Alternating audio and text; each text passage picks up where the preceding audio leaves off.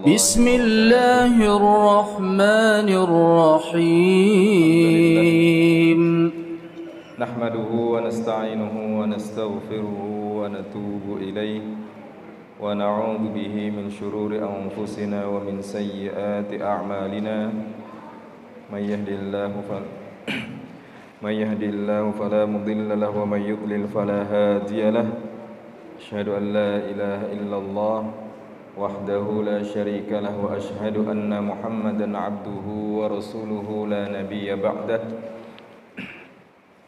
قال الله تعالى في القرآن الكريم أعوذ بالله من الشيطان الرجيم يا أيها الناس اتقوا ربكم إن زلزلة الساعة شيء عظيم صدق الله العظيم. Bapak-bapak, ibu-ibu, saudara-saudara jamaah salat maghrib Masjid Nurul Ulum yang insyaallah selalu mendapatkan berkah dan rahmat dari Allah Subhanahu wa taala. Pertama-tama marilah kita selalu bersyukur kepada Allah Subhanahu wa taala atas nikmat yang Allah berikan sehingga sampai hari ini kita dalam keadaan sehat walafiat jasmani dan rohani kita. Allah mudahkan langkah kita untuk beribadah kepada Allah. Allah mudahkan langkah kita untuk bekerja, untuk berkhidmah dalam kehidupan di dunia ini. Semoga yang kita lakukan mendapatkan ridha dari Allah Subhanahu wa taala. Kemudian salawat dan salam kita sampaikan kepada junjungan kita, teladan kita yang kita harapkan syafaatnya, Nabi Agung Muhammad sallallahu alaihi wasallam. Kita berusaha untuk menjadi pengikutnya yang senantiasa menghidupkan ajarannya di dalam kehidupan ini, tidak lain untuk kebahagiaan dunia dan akhirat kita.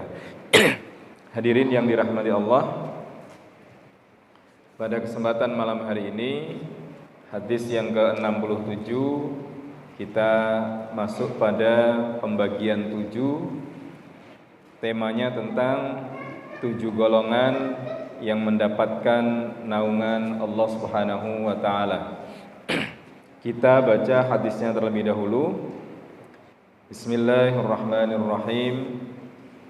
An Abi Hurairah radhiyallahu anhu 'anin Nabi sallallahu alaihi wasallam qala sab'atun yudhilluhumullahu ta'ala fi dhillihi yawma la dhilla illa dhilluh imamun adlun wa syabun nasha'a fi ibadatillah wa rajulun qalbuhu mu'allaqun fil masajid wa rajulani tahabba fillahi ijtama'a alaihi wa tafarraqa alaihi wa rajulun da'atuhum ra'atun dhatu mansabin wa jamalin faqala inni akhafullah wa rajulun tasaddaqa bi sadaqatin fa akhfaha hatta la ta'lama shimaluhu ma tunfiqu yaminuhu wa rajulun dzakarallaha khaliyan fa fadat 'ainah.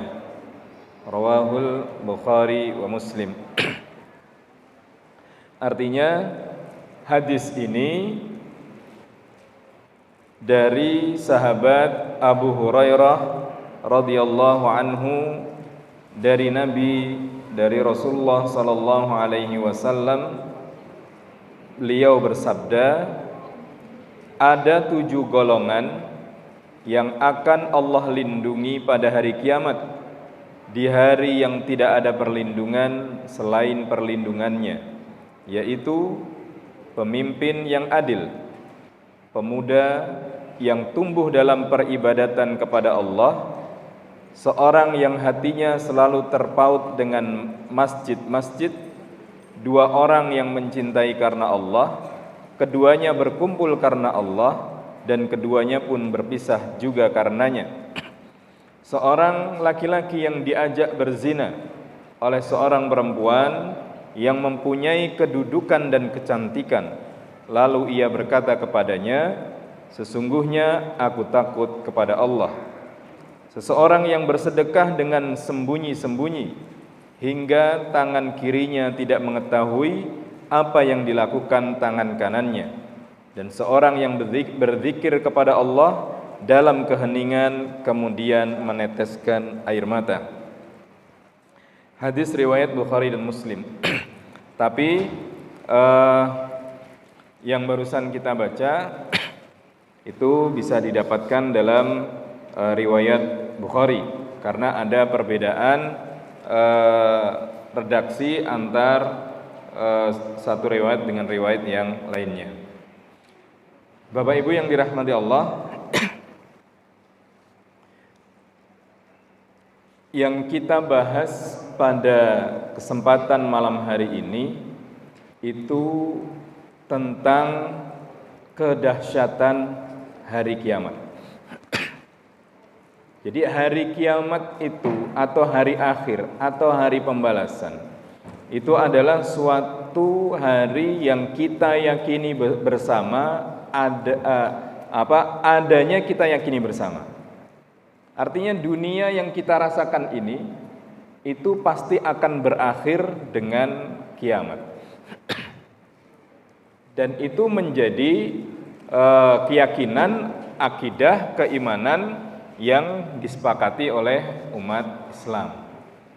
Artinya semua umat Islam, orang yang beriman pasti meyakini bahwasanya kehidupan ini akan berakhir. Jadi kehidupan dunia itu akan berakhir dan kemudian akan ada hari kebangkitan.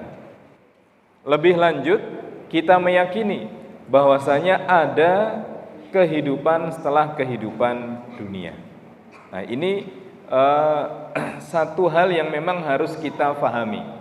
Sebagaimana mungkin pernah kami sampaikan bahwasanya ada suatu kepastian yang tidak ada keraguan, tetapi kemudian kita memandang atau melihat itu adalah sesuatu yang meragukan tanpa ada kepastian, yaitu tentang kematian dan kehidupan setelah mati. Jadi ada orang memahami atau kita meyakini kita pasti akan mati dan setelah mati ada kehidupan. Kalau kita meyakini ini, maka kemudian kita mempersiapkan untuk kehidupan setelah kematian. Dan proses hari kiamat itu mengerikan. Maka di dalam banyak firman-Nya Allah Subhanahu wa taala menyampaikan hal itu. Tadi ayat yang saya baca yaitu dalam surat Al-Hajj, Allah Subhanahu wa taala sampaikan, a'udzubillahi minasyaitonir rajim. Bismillahirrahmanirrahim. Ya ayyuhan nas ittaqu rabbakum. Inna zalzalatas saa'ati syai'un 'adzim.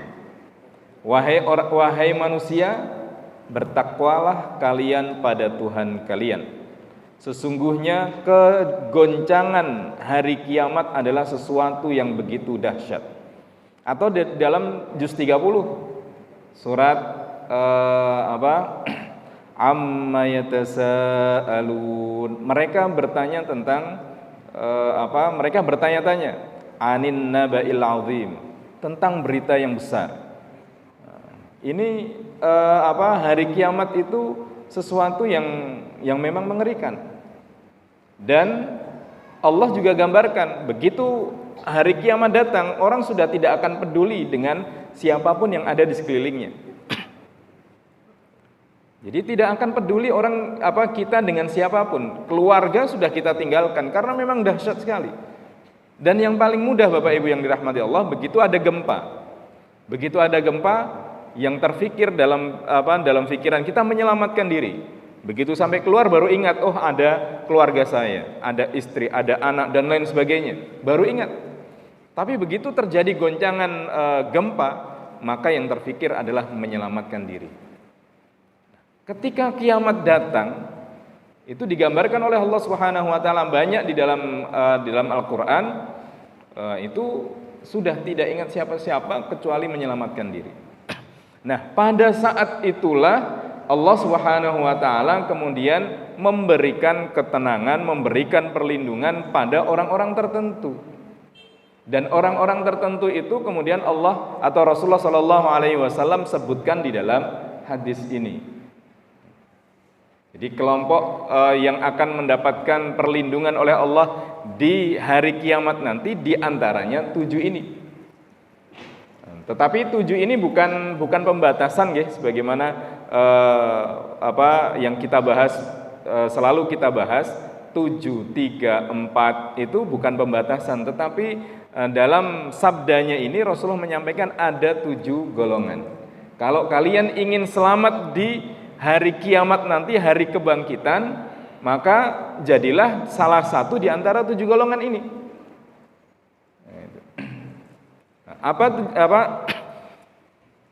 Kemudian 7 golongan itu apa saja? Bapak Ibu yang dirahmati Allah, yang pertama adalah imamun adlun. Kalau dalam riwayat yang lain imamun adilun. Imam atau pemimpin yang adil. Di sini saya garis bawahi adalah tentang sifat adil. Jadi sifat adil ini di dalam Al-Quran Allah sampaikan adil itu adalah salah satu sifat yang mendekatkan seseorang pada ketakwaan. Artinya orang yang bertakwa itu salah satu cirinya adalah berbuat adil.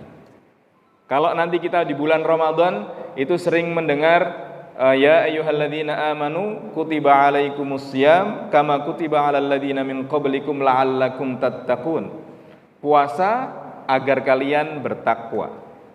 Puasa ini itu juga bagian dari tarbiyah Allah, pendidikan agama tentang masalah keadilan. Adil dunia dan akhirat. Adil jasmani dan rohani. Adil terhadap badan kita sendiri, yang selama ini mungkin kita tidak memperlakukan badan kita dengan adil, atau hidup kita tidak adil. Dengan puasa 1 bulan penuh itu diharapkan mampu menyeimbangkan 11 bulan lainnya yang mungkin kita lupa dengan badan kita sendiri. Maka adil ini merupakan sifat yang begitu luar biasa, dan susahnya, beratnya luar biasa, apalagi adil dalam konteks kepemimpinan. Dalam konteks pribadi saja berat. Kita berbuat adil dengan diri kita sendiri saja berat. Menyeimbangkan kesehatan jasmani dan rohani. Kesehatan jasmani Masya Allah luar biasa, makannya banyak, tidurnya banyak. Makan banyak, tidur banyak, boten sehat gitu. Jasmaninya Masya Allah luar biasa, tapi rohani kita kadang-kadang terabaikan. Kemudian itu terhadap diri, terhadap keluarga. Terhadap diri itu Rasulullah pernah mengibaratkan bahwasanya matamu punya hak, badanmu punya hak, keluargamu punya hak. Maka berikanlah setiap haknya. Jadi berikanlah sesuai dengan haknya. Nah, kita lupa dengan mata kita yang harus istirahat, akhirnya bekerja, belajar, sampai kemudian lupa waktu. Itu bagian dari sebenarnya kita tidak memberikan hak mata. Tapi berlebihan dengan hak mata juga bahaya, tidur terus gitu. Maka kemudian malam itu Allah jadikan memang untuk istirahat, tapi sebentar. Jadi kalau kita perhatikan dalam Quran kan begitu. Malam itu memang untuk istirahat, tapi tidak full malam. Nabi tidur cepat, bangun cepat. Jangan kita tidur cepat, bangun lambat. Tidur lambat, bangun cepat, baik, tapi sebenarnya itu tidak adil, kan gitu. Nah ini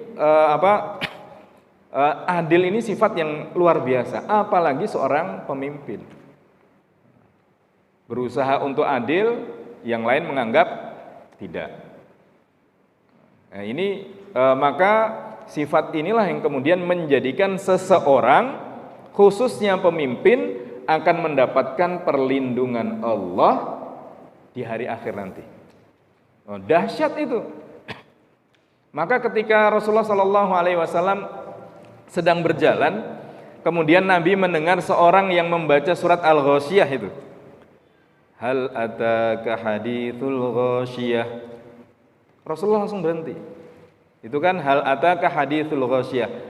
Apakah telah datang kepadamu berita Al-Ghasyiyah, berita hari kiamat? Nabi berhenti kemudian menjawab, "Na'am, atani Al-Ghasyiyah." Benar, aku sudah mendengar berita hari kiamat. Kan sama dengan kita semua. Begitu dibacakan surat Zalzalah kan, idza zulzilatil ardu zilzalaha. Itu kan tentang hari kiamat. Maka kemudian yang kita iman kita berbicara. Mungkin zilzalnya, gempanya tidak terjadi dalam diri kita atau di sini. Tetapi yang terakhir kemarin di Turki dan Suriah. Ini luar biasa. Nah, oleh karena itu, Bapak Ibu yang dirahmati Allah, sifat atau akhlak adil inilah yang kemudian menyelamatkan seseorang ketika terjadinya kedahsyatan hari kiamat. Maka pemimpin memang ini kemudian pemimpin tertinggi, kemudian di bawahnya dan seterusnya dan seterusnya. Maka kalau dalam surat Al-Maidah itu kan, wala yajrimannakum syana'anu qaumin ala alla ta'dilu i'dilu huwa aqrabu littaqwa. Janganlah kebencianmu terhadap suatu kaum menjadikan engkau tidak berbuat adil. Kadang-kadang kalau orang sudah tidak senang dengan kelompok tertentu, dia berbuat baik pun jelek. Orang sudah tidak senang dengan kelompok tertentu, dia berbuat salah tetap baik. Maka bagaimana kemudian menempatkan al-haq, kebenaran itu dalam kebenarannya. Ya baik dikatakan baik, jelek tetap dikatakan jelek. Nah, seperti itu. Maka ini yang beratnya ya, Bapak Ibu sekalian, beratnya berbuat adil. Dalam keluarga juga sama, punya anak banyak. Bagaimana kemudian berbuat adil 1 dan 2? Ini mungkin juga berlaku bagi yang punya istri lebih dari 1, kan gitu. Berat berbuat adil dalam konteks ini. Nah, apalagi kemudian lebih lanjut lagi. Itu yang pertama. Yang kedua, nah ini, monggo yang merasa ini.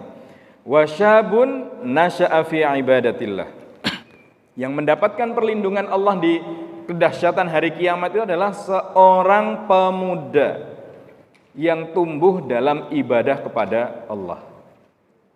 Ini mungkin di sini sudah banyak yang pernah muda.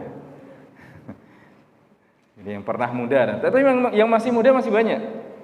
Itu luar biasa, Pak.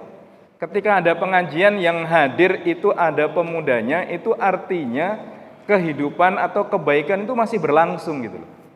Tapi kalau kemudian pengajian yang datang sepuh semua, nah itu generasi terputus itu. Kalau yang sepuh rajin ngaji, non saya wajar nggih.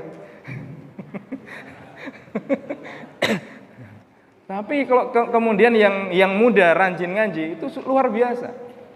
Nah, kemudian nun sewa ada yang mengajak putra putrinya itu jangan dianggap remeh. Pendengaran itu punya efek luar biasa. Ini misalnya ada pengajian dimanapun lah, ada anak-anak, mungkin mereka main segala macam, tetapi pendengaran itu yang akan menangkap meskipun dia main. Jadi itu pendengaran. Maka Allah dahulukan pendengaran. Inna sam'a wal basar. Pendengaran baru penglihatan. Nah, itu dampak dari sebuah pendengaran. Diajak ke tempat yang baik meskipun seakan-akan tidak memperhatikan, tapi pendengaran punya efek yang luar biasa. Nah, ini seorang pemuda yang nasya'a fi ibadatillah, yang tumbuh dalam ibadah kepada Allah Subhanahu wa taala. Bagi yang masih muda, mungkin di tempat ini pergunakan itu kemudian tingkatkan dengan baik. Mungkin yang sudah sepuh, yang punya anak-anak, itu bagaimana kemudian mendorong, mengkondisikan, Kalau memang kemudian dalam kondisi tertentu tidak bisa atau kemudian memang ada cobaan dari Allah Subhanahu wa taala, maka perkuat doanya. Kan begitu. Dulu pernah kita bahas, kalau doa seorang ibu itu sudah wajar itu. Memang doa seorang ibu Masya Allah luar biasa. Tapi doa seorang bapak itu banyak Allah dokumentasikan dalam Quran. Doa Nabi Ibrahim, kemudian doa siapa? Luqman, betul. Ini beberapa para nabi kan seperti itu. Nabi Zakaria misalnya, dalam keadaan yang mustahil, kemudian Allah berikan. Apa yang dikatakan oleh Nabi Zakaria? Walam akun bidu'aika rabbi syaqiyya. Aku tidak pernah kecewa berdoa kepadamu ya Allah. Enggak pernah kecewa, meskipun mungkin belum mendapatkan apa yang diharapkan. Bahkan mungkin kita meninggal doanya belum diperlihatkan oleh Allah, tapi boleh jadi doa itu kemudian berefek pada suatu masa. Nah, itu kekuatan sebuah doa, dan tidak ada yang bisa menandingi doa ini, hubungan manusia dengan Allah Subhanahu wa taala. Nah, ini pemuda yang kemudian tumbuh dalam ibadah kepada Allah. Ya, masa-masa yang akan datang akan dilihat dari ini. Dan Bapak Ibu yang dirahmati Allah, kehidupan seorang orang tua itu ya dilihat dari pemuda yang ibadah kepada Allah. Kapan dia mendoakan orang tuanya? Ya tidak lain setelah mereka beribadah. Kan otomatis tuh nggih. Kalau saya rasa di luar kita selesai sholat jaranglah kemudian kita berdoa panjang kecuali dalam kalau ada pengajian. Tapi di luar itu tidak. Tapi setelah sholat otomatis kemudian berdoa. Dua doa yang kemudian diajarkan dari kecil tidak pernah lepas itu. Doa orang tua dan doa sapu jagat. Nah, kalau sudah nggak sholat, doa ke orang tua enggak, doa kebaikan dunia akhirat juga tidak. Maka mendorong generasi muda untuk beribadah ini akan menyelamatkan banyak hal. Dan kelompok seperti ini mendapatkan perlindungan dari Allah. Berat, apalagi sekarang tantangannya luar biasa. Jadi tantangannya memang luar biasa. Maka tadi saya sampaikan, nun sewu kalau sudah tua kemudian rajin ibadah dalam tanda kutip wajar. Maka banyak orang mengatakan engkau tobaté bar pensiun. Ngajine bar pensiun. Ya alhamdulillah usianya sampai pensiun. Kalau usianya enggak sampai pensiun ya berarti belum ngaji. Nah, ini ya patut kita syukuri bersama. Itu yang kedua. Yang ketiga, ini Masya Allah Bapak Ibu yang dirahmati Allah, semoga kita termasuk dari kelompok yang ketiga ini. Yang ketiga apa? Wa rajulun qalbuhu mu'allakun fil masajid. Seseorang atau kalau kemudian kita artikan laki-laki berarti laki-laki yang ada di sini, atau seseorang laki-laki dan perempuan. Qalbuhu, hatinya, mu'allakun, tergantung, fil masajid. Hadisnya bukan dalam satu masjid, tapi dalam banyak masjid. Kemanapun kita berada, kita tidak bisa dilepaskan dari yang namanya masjid. Jalan kemana masuk waktu sholat ya ke masjid. Kita belanja atau kemanapun kemudian sudah datang waktu sholat, kita kemana? Masjid. Muaranya masjid. Maka masjid ini menjadi sentral, menjadi muara semua orang. Orang yang senang, orang yang susah, orang yang dalam kondisi apapun kembali ke masjid. Maka kalau masjid masih ada jamaahnya, maka itu menyelamatkan dari bencana. Tapi kalau masjid sudah tidak ada penghuninya, nauzubillahi min dzalik, kemudian itu tanda bahwasanya ada yang bermasalah di sekelilingnya. Tapi kalau masih banyak orang yang sholat, berarti masih banyak orang yang masih ingat kepada Allah. Ya, alhamdulillah masjid di Pucang Gading masih cukup makmur. Tapi kalau kemudian yang azan si A, yang qomat A, yang imam A, sekaligus makmum. Wah, itu kacau itu. Nah, ini kita patut bersyukur. Maka Rasulullah menyampaikan mu'allaqun fil masajid. Masjid manapun. Di Indonesia sangat mudah sekali kita mendapatkan masjid. Tidak hanya tempat-tempat tertentu saja yang sulit. Ya mentok-mentok nun sewu kalau lagi di jalan sulit cari masjid, kemana? Pom bensin. Pasti ada musola atau masjid, kan begitu. Dan salah satu tempat yang tidak pernah tertutup ya hanya masjid. Yang mau menerima siapapun ya hanya masjid. Mudik, tempat yang pasti didatangi dan kemudian tidak akan ditolak di mana? Masjid. Sampai kemudian nun sewu enggak sholat tetapi kemudian hanya ke toilet.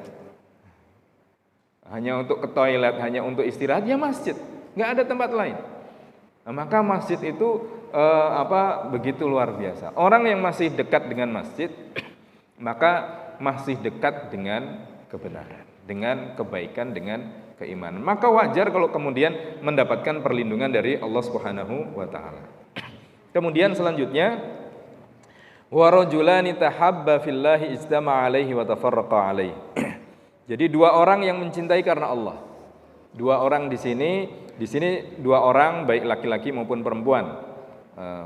Laki-laki dengan laki-laki, perempuan dengan perempuan. Ini artinya bukan dalam makna yang negatif ya, tetapi persaudaraan antar sesama manusia, khususnya sama orang yang beriman, itu atas dasar atas dasar Allah Subhanahu wa taala. Bukan atas dasar kepentingan.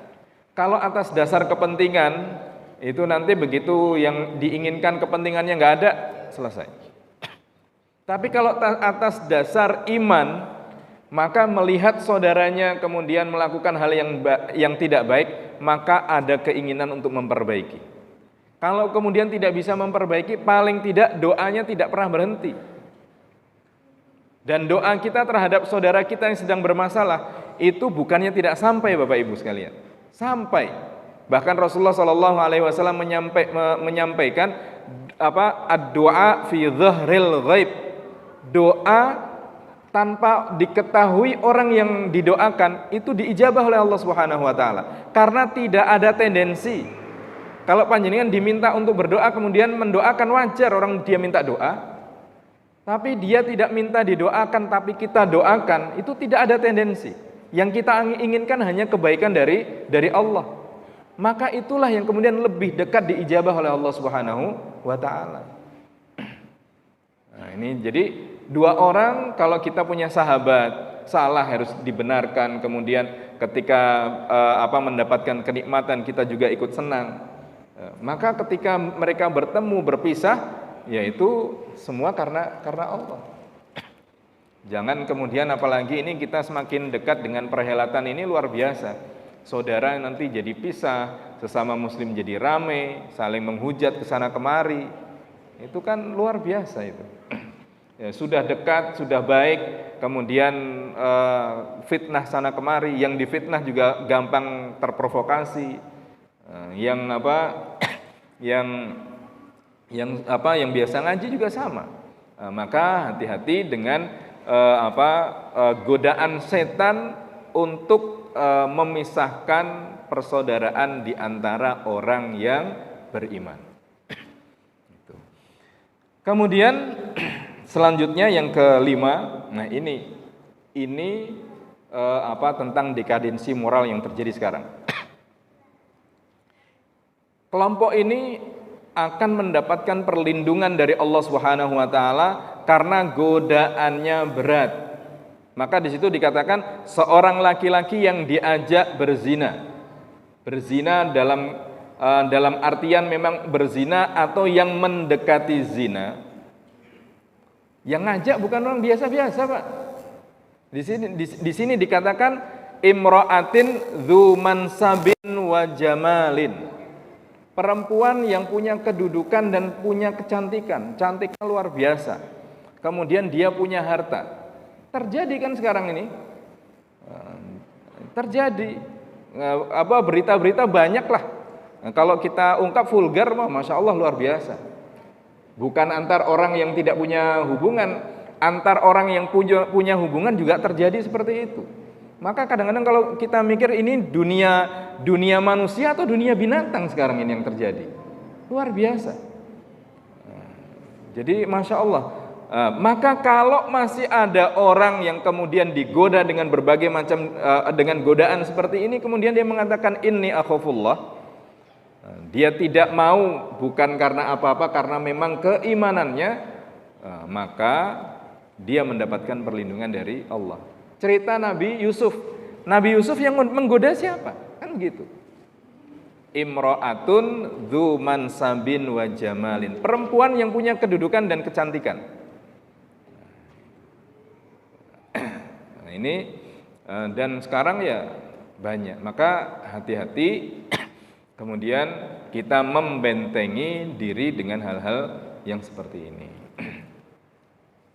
Kemudian yang keenam, wa rajulun tasaddaqa bi shadaqatin fa akhfaha hatta la ta'lama shimaluhu ma tunfiqu yaminuhu. Yang nomor 6 ini intinya adalah sedekah. Sedekah menyelamatkan kita dari dahsyatnya hari kiamat. Itu sedekah. Dan Allah juga sampaikan orang yang meninggal pingin bangkit lagi, pingin hidup lagi, itu bukan pingin apa-apa, tapi fa'asaddaqa wa akum minas sholihin. Aku ingin sedekah ya Allah, mau dibangkitkan sebentar. Karena apa? Karena tahu hartanya banyak. Punya harta banyak untuk apa? Mohon maaf kalau kemudian menjadi warisan, alhamdulillah kalau kemudian menjadi warisan yang baik bagi ahli warisnya. Tidak sedikit menjadi warisan tetapi kemudian menjadi rusak. Maka doa ketika kita sholat jenazah itu kan jelas di situ. Allahumma la tahrimna ajrohu. Ya Allah, jangan engkau haramkan dari pahala orang yang meninggal ini. Wala taftinna ba'dahu. Jangan engkau fitnah kami dengan meninggalnya. Salah satunya fitnah harta. Itu. Salah satunya fitnah harta. Maka di sini kuncinya adalah sedekah. Orang yang rajin sedekah, yang Allah gambarkan, Rasulullah gambarkan di sini, seakan-akan tangan kirinya tidak tahu tangan kanannya yang bersedekah. Itu kan nggak mungkin. Wong sedekah kita ngeluarkan tangan kanan, maksud tangan kiri harus gini, Pak. Kan enggak, pasti tahu kan gitu. Tapi ini gambaran seakan-akan orang tidak tahu. Jadi orang tidak tahu kita sedekah berapa. Meskipun dalam konteks tertentu boleh kemudian memperlihatkan, mendorong orang lain juga ikut sedekah. Nah, sedekah ini yang seperti ini lillahi ta'ala ini menyelamatkan kita di hari akhir nanti. Jadi menyelamatkan. Ya tidak hanya di hari akhir, dalam kehidupan kita kan begitu. Rasulullah juga menyampaikan bahwasanya sedekah itu daf'ul bala, menolak banyak keburukan.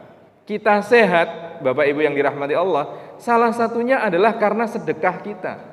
Salah satunya karena doa kita. Kan pernah kita bahas, doa itu Allah wujudkan, satu sesuai dengan keinginan kita, yang kedua sesuai dengan keinginan kita tapi waktunya panjang, atau Allah berikan kesehatan kita. Sehingga apa yang kita inginkan kemudian kita dapatkan. Itu. Jadi doa kemudian sedekah ini mempunyai manfaat Masya Allah luar biasa. Nah kita kemudian monggo kita sisihkan apa yang Allah berikan dalam kehidupan kita untuk bersedekah. Dan sedekah ini ya ibarat kita nitip kepada Allah.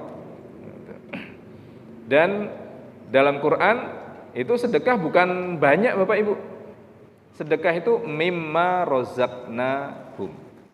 Jadi sedikit, sebagian dari apa yang Allah berikan. Sebagian ini ya bisa sebagian kecil, bisa sebagian besar, monggo.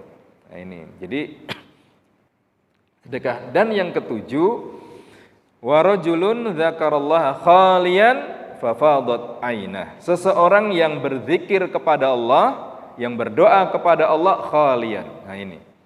Di sini kata kuncinya berzikir tapi khalian. berzikir dalam kesendiriannya, kemudian dia bisa menangis, itu sebagai tanda bahwasanya dia mempunyai kedekatan dengan Allah yang begitu dekat. Ketika rame-rame berdoa nangis boleh, tetapi ketika kita sendiri kemudian bisa menangis, maka memang itulah air mata ketulusan. Kalau pas rame-rame boleh jadi nun sewu, karena memang Pak Kiai yang memimpin doa mampu merangkai kata-kata dengan baik, sehingga kita ingat dosa-dosa kita. Tetapi kemudian ketika kita sendiri tidak ada orang yang melihat. Nah, siapa yang melihat ketika kita sendirian kemudian minta kepada Allah, menyampaikan keluh kesah kita kepada Allah? Dan saya rasa tidak ada manusia yang tidak punya problem dalam kehidupan di dunia ini. Sekecil apapun ada masalah yang kita hadapi, tetapi kemudian kita sampaikan pada Allah. Mau nikah saja sholat istikharah, Pak. Nikah loh, nikah yang enak itu sholat istikharah. Apalagi kemudian yang lain-lain. Kan pas lagi ada masalah, mau ngajukan tender, ya kemudian doa sama Allah. Kemudian mau ujian, ya berdoa sama Allah. Kemudian mau pergi kemana, ya berdoa kepada Allah, minta perlindungan kepada Allah. Nah, saat menangis itulah air mata kita ini menyelamatkan kita di dunia dan akhirat. Kan dulu pernah kita bahas, ainani la tamassahuma annar. Dua mata, air mata atau dua mata yang tidak tersentuh api neraka. Nah, salah satunya adalah mata yang menangis karena berzikir kepada Allah. Bapak Ibu yang dirahmati Allah, 7 golongan ini, yang pertama yang punya sifat adil, yang kedua kemudian itu lingkungan untuk beribadah, orang yang dekat dengan masjid, kemudian hubungan sosial karena Allah, kemudian menjauhi perbuatan zina, kemudian selalu bersedekah dan berzikir dalam kesendirian kepada Allah. Sifat-sifat ini menyelamatkan kita di hari akhir yang begitu dahsyat, dan semoga ketika kita mempunyai atau memiliki salah satu sifat ini bisa menyelamatkan kita di dunia dan akhirat. Hadirin yang dirahmati Allah, saya rasa ini yang dapat kami sampaikan. Mohon maaf kalau ada hal yang kurang berkenan. Semoga menjadi muhasabah bagi diri kita semua. Tidak ada orang yang sempurna, tidak ada orang yang baik dalam kehidupannya dalam setiap waktu, tetapi kita berusaha untuk semakin dekat dengan Allah dan kemudian semakin baik di hadapan Allah Subhanahu wa taala. Ini yang dapat saya sampaikan. Kalau masih ada waktu, dipersilahkan, mungkin ada tanya jawab.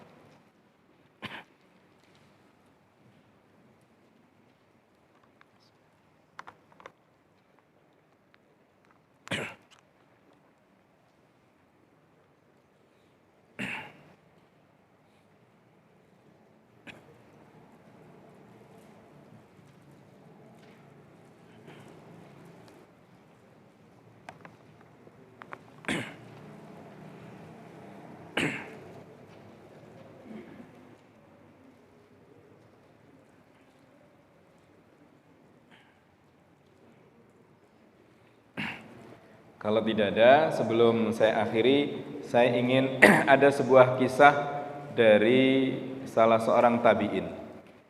Jadi di suatu desa banyak orang miskin.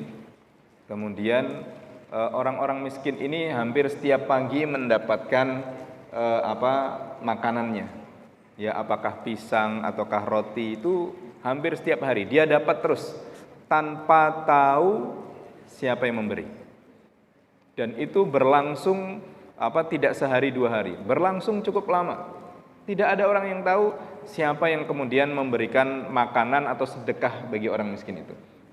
Sampai suatu saat ada seorang alim yang meninggal dunia. Setelah dia meninggal, sehari, 2 hari, 3 hari, 4 hari, seminggu, 2 minggu, sebulan, 2 bulan, tidak ada yang ngasih lagi. Maka baru orang tahu kalau selama ini yang memberi mereka sedekah itu adalah orang alim tadi. Dan dia bukan orang kaya. Itu. Dia bukan orang yang memang punya, tapi itu amalannya tersembunyi dan tahu setelah dia tidak ada. Nah, ini mungkin bisa menjadi hikmah bagi kita. Ada sedekah yang kita perlihatkan, ada banyak sedekah yang kemudian kita sembunyikan. Semoga semuanya itu menyelamatkan kita di hadapan Allah Subhanahu wa taala. Bapak Ibu yang dirahmati Allah, saya rasa ini yang dapat kami sampaikan. Mohon maaf. Mari kita tutup dengan doa penutup majelis. Subhanakallahumma wa bihamdika asyhadu an la ilaha illa anta astaghfiruka wa atubu ilaik. Assalamualaikum warahmatullahi wabarakatuh.